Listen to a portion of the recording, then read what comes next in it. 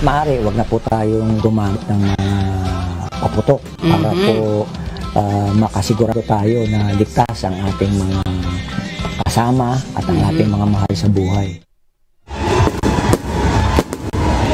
Isang linggo na lamang ay magpapalit na naman ng taon.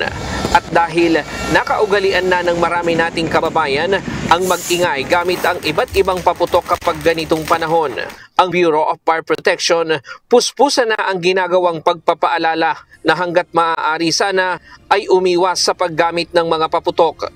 Sa halip niya ay gumamit na lamang ng ibang mga pamamaraan na makakalikha ng ingay. Pwede naman po tayong gumamit ng mga ibang klase na pang-ingay. Yun. Katulad ng number 1, alternatibo, katulad ng turotot. Opo. Oo, katulad ng busina ng ating sasakyan. Yun. Kaldero. Sigaw natin.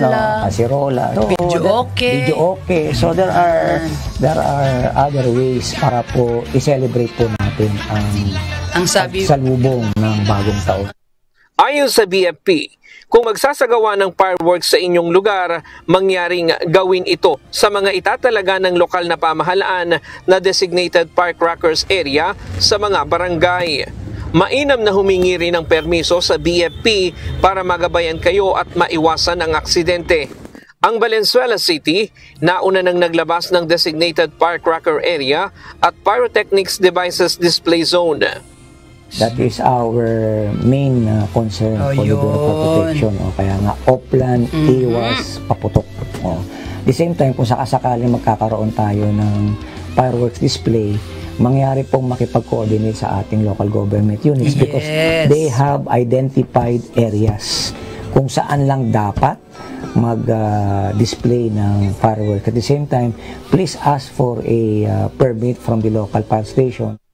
Huwag ding gumamit ng mga paputok na ipinagbabawal, lalo na yung malalakas na maaaring makapinsala sa katawan at kapwa-tao. Isa pa sa paalala ng BFP sa mga magulang ay ugaliing bantayan ang mga maliliit na bata para hindi makakain ng mga paputok, gaya ng pikulo at watusi na nagiging sanhi ng pagkalason sa mga bata.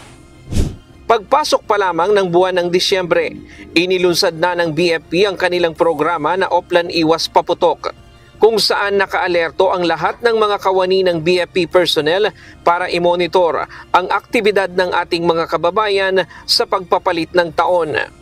Pinaigting din nila ang kanilang kampanya para maiwasan ang sunog gaya ng pagsasagawa ng rekorida.